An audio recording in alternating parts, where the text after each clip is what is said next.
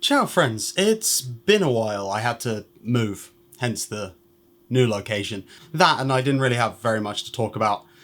Didn't really want to cover the sprint races, and I definitely do not want to touch the Hamilton-Verstappen crash. I've had enough of that as it is. So I wanted to talk about something a little bit different, and that's Alexander Albon, who, since being let go from Red Bull at the end of last season rather unceremoniously. I say let go, he still works for them. He drives the AlphaTauri car in DTM because they wouldn't even let him drive the Red Bull there. And he's the reserve and test driver for Red Bull Racing and AlphaTauri in F1, of course, still. But there's been lots of rumours about his future recently. One, that Nissan have been eyeing him for Formula E, which I think is overall rather boring. I mean, that's where he was going originally if he had not have been picked up by Red Bull when Daniel Ricciardo left at the end of 2018. I think he would do well, but it's just rather dull, isn't it? The other rumour is that he's very interested in IndyCar. So I want to talk about him and a few other people related to that. Firstly, we have Romain Grosjean, who of course went there after being let go from Haas last year, and this year he's decided he wants to test on ovals, probably to do a full season, including the ovals next year. He decided he didn't want to do the speedways after his big crash in Bahrain, which is fair enough, but now he's got a taste for it and he wants in. The other driver is his former Haas teammate Kevin Magnussen, who also went to America but to drive in IMSA, the WeatherTech Sports Car Championship. He filled in IndyCar for Felix Rosenqvist at McLaren at one time, and it seems like he's got the bug as well. He's been eyeing a full-time ride for next year too.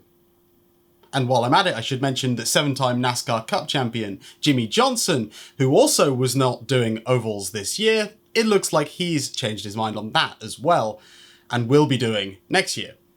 I think the Indy 500 is just too hard to stay away from for a couple of these drivers. And I believe today, as we speak, Christian Lundgaard from F2 has tested an IndyCar. Or at least they've announced that he's going to. I'm a little bit fuzzy on the details, but either way, he's definitely got a test in IndyCar, and it looks like he's looking for a full season ride there as well next year. This makes sense for him because he is, of course, an Alpine junior, and as we know, Alpine juniors do not get Formula 1 rides, especially when they are 12th in the championship. The other two Alpine juniors are 1st and 2nd in Piastri and Zhou, and Esteban Ocon has signed a contract, and there's no way Alonso hasn't either. So he's 5th in line for 0 seats, so he may as well start looking somewhere else. And here's two numbers worth considering. A full-time IndyCar season costs around $15 million, with IndyCar teams expecting the driver to front $1 million, $1.5 million, maybe $2 million of that at most. These are all from sources I believe are reliable, but take them all with a grain of salt, of course, and everything's different.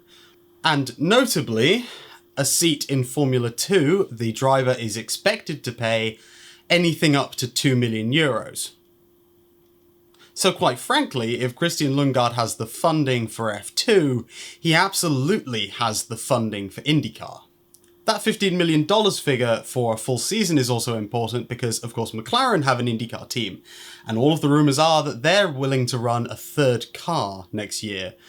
And since McLaren in F1 suddenly have $10 million they're not allowed to spend due to the budget cap decreasing, that frees up a significant amount of that funding. And of course, some of the people rumoured for those seats at McLaren are Romain Grosjean, Kevin Magnussen, and Alexander Albon.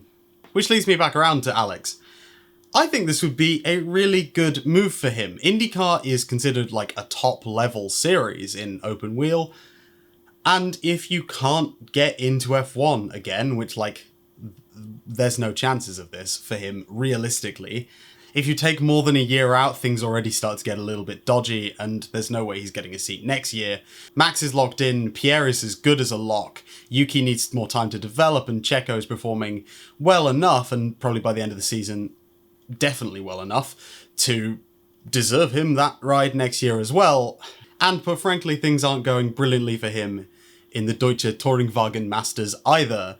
He's not performing as well as his teammates. He's definitely an open wheel racer rather than a GT racer. You know, contrast that to someone like Callum Ilott, who Ferrari can't find a seat for him in F1. So they've started putting him in endurance rides, GT World Challenge Europe. He's now getting a ride at Le Mans this year, which I think is all in line to set him up to drive Ferrari's Le Mans hypercar when that eventually launches. But while Ilott is doing well in those series, Albon isn't doing so well himself in DTM. So I think it would make more sense for him to go back to an open wheel series, and since most of the other open wheel series that exist are junior series, and he isn't going to want to go back there, and he's not going to get a ride in Formula 1, that does leave the two options that we've mentioned, Formula E and IndyCar. And I'm not going to say Formula E is a career killer. Far from it. But it really doesn't have the prestige that IndyCar has. Winning an IndyCar race is much more impressive than winning an E-Prix, and I think that is going to draw him over there as fast as he can. And I do think it's interesting, because IndyCar in the 90s used to be a place where you developed your talent and then you left for greener pastures. Formula 1, NASCAR, that kind of thing. Like Tony Stewart won the Indy Racing League and then left and went on to win 3 times in the Cup Series. Jacques Villeneuve left and went and won in F1. But that doesn't seem to be the case anymore. We have people like Romain Grosjean, a multiple podium sitter in F1. I believe he's a GP2 champion as well. And he's gone on and had a podium in IndyCar already. And you have people like Jimmy Johnson, a 7-time NASCAR Cup Series champion, who retired from the Cup Series and went Indy racing. The popularity of that sport does seem to be growing at the moment. And I think one of those things is that it's very competitive. Secondly, it races both ovals and road courses, which makes it attractive to audiences of all kinds. It has the prestige event, it has the Indy 500, and it's cheap. $15 million does seem like quite a lot of money, but if you consider that F1 teams are spending up to $155 million this year, that's a lot better. And with teams being able to run vastly more than 2 cars in IndyCar, it opens up a lot more opportunities, and a lot more opportunities at the front, so you can be competitive. So, that's what I think. I think if he can make it work, we will be seeing Alex Albon in an IndyCar either next year or the year after. He definitely wants in, and I can see why as well. But that is just what I think. Let me know what you think down in the comments below. Leave a like if you liked the video, share it if you know someone else who might as well. Join the Discord server down below as well if you would like to chat with like-minded people. Thank you all so very much for watching, and I will see you next time.